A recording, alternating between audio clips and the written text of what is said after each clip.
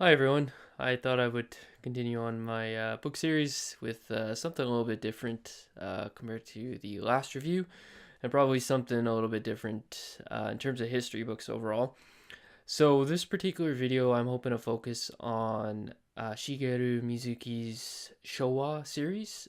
So, there's actually four books in the entire series, and as you can see, they're quite big, quite large books, but they may be best categorized or described as manga because, of course, that's the style in which the books are actually written and actually completed. So, I thought I would go through these because I thought they were unique, probably something that a lot of people haven't read, and interesting, informative. And yeah, I like Mizuki.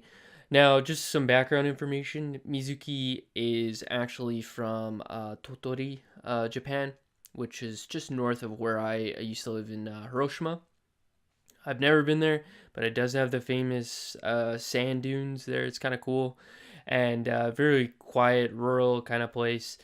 With that being said, Mizuki is more so known for his books on sort of the Japanese folklore related to ghosts and goblins. That particular folklore and history and stories are fundamentally different than what we have in North America. Anything related to, or anything around, sort of the Halloween, the classic sort of ghosts and goblins. So he's more so known for that. But he's written a couple of history books, including, or history manga books, including a book on Hitler. He wrote one, Onwards to Our Noble Death, and then, of course, Showa, which I'm going through today. Showa is a bit of a different sort of, or just a chronological, I guess you could say, history of Showa, the emperor himself, also known as Emperor Hirohito. Now, in Japan, it's often called the Showa period. And that's because that's when Hirohito first took on the throne, and then carried it on the way through his death to 1989. So Mizuki focuses just a little bit before, I think, around the Great Kanto earthquake, and then carries the book through all the way to 1989. Now, I don't know how many people know about sort of Japanese history around 20s, 30s, even in the 50s, 60s, 70s, 80s. Ninichi Ken, I don't know if anybody knows about that, or any of the other coups, or just some really crazy history that I think a lot of, particularly I think Canadians, but perhaps others don't know about. So I'm gonna hopefully go through some of that. So as I said, the Showa period is Hirohito's reign, and when that ends, it's Heisei. So in Japan, if you're born in the first year of Showa, you were born Showa One or Showa Ichi or Ichi Showa. And if you were born at the end of Hirohito's reign, he died, and then the next emperor, the next period was called Heisei. You're Heisei 1, Heisei. And then if you're in the second year, it's Heisei 2. So they use that calendar system at times, but they also use sort of our traditional sort of Christian calendar as well. So important difference, and that's why Showa as the title is the title through that period, to signify that particular historical epoch. Again, a little bit different, but nonetheless, very useful for understanding, for going through this book. A great kind of axiomatic component. Now, the book, as I said, starts with the Great Kanto earthquake, talks about the Koreans a little bit later, talks a little bit about the Taisho democracy, before Showa came into power. But the book has this sort of double narrative, I guess you could say. On one hand, it has the historical narrative. It actually shows you and details, to some degree, what happened, for example, in Manchuria in the 30s, what happened in Ninijiken, the February 26th incident that talks about. Even Yukio Mishima is in it from the 70s, and his coup d'etat and subsequent killing of himself.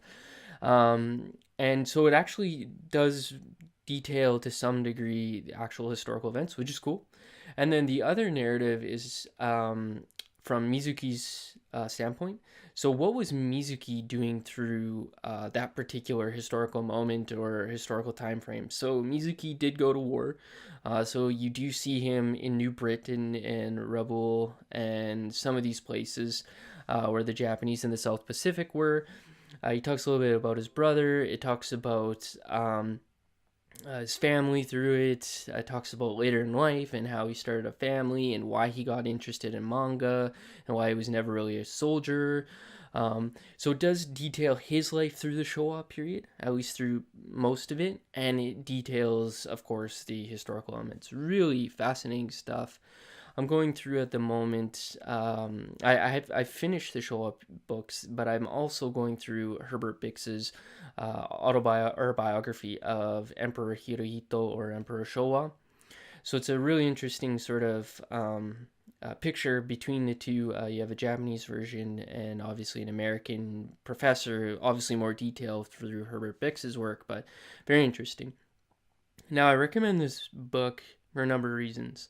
It's simple, it's detailed enough, and I've actually ended up learning quite a bit of it myself, and I think a lot of other people, maybe in Canada, Australia, America, who don't get sort of that history of East Asia before, during, and after World War II. I think it's really, really a great sort of snapshot into even contemporary politics and economics of what's going on in that region. So in Canada, we don't really learn much at all about World War II, except for the fact that the Americans came in and basically saved everybody, which is, when you look at the numbers, Russians did far more work than Americans. Of course, we hear about the Holocaust, obviously. Really great. We do a really great job of detailing that, or at least we did when I was in school. I don't know if they still do. But we don't learn anything, like literally anything outside of Pearl Harbor. We don't learn that well over 1 million troops, Japanese troops, were fighting Chinese troops, the communists and the nationalists in China. We don't learn Manchukuo or learn any of the actual detailings and cultural or I guess cultural understandings from Japan's point of view, from China's point of view, from Soviet's point of view in East Asia. We don't really get any of that stuff, and it's all like American sort of brushed over, quote unquote. I'll say it, propaganda. It really is. A lot of it's just like pure propaganda. And so this book, I knew a lot of this because I lived in Japan, and obviously a lot of these issues are front and center in Japan.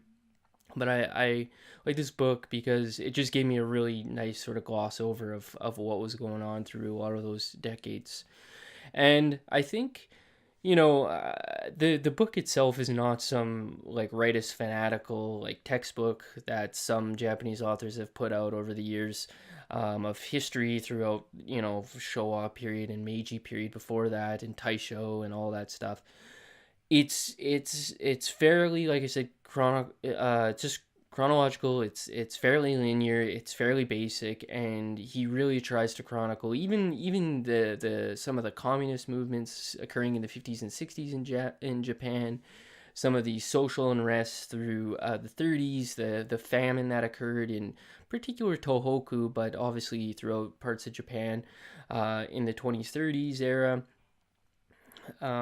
Just the whole framework is just done in a really sort of, I guess, even-handed kind of view, and it's not particularly biased. Of course, Shigeru Mizuki, the author, is not some fanatical rightist. He's nationalist or anything. Of course, there's always bias in writings, but I think it's very well done overall. I highly recommend it. I know it's like 500 pages per volume, and there's 4 volumes, so it's quite a bit of reading. But honestly, like, it's so easy to read and just go through the pages, and none of it's really color until the very end, and he's able to not only get sort of near the end of it, which I really liked.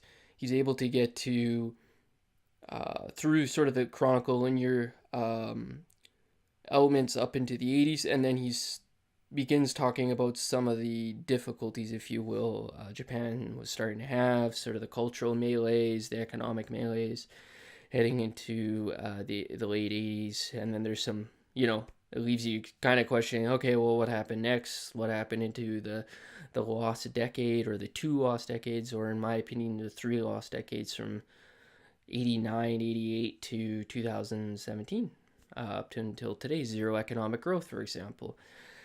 So it's a different book, like I said. Very well done, extremely well done. Bright guy, brilliant,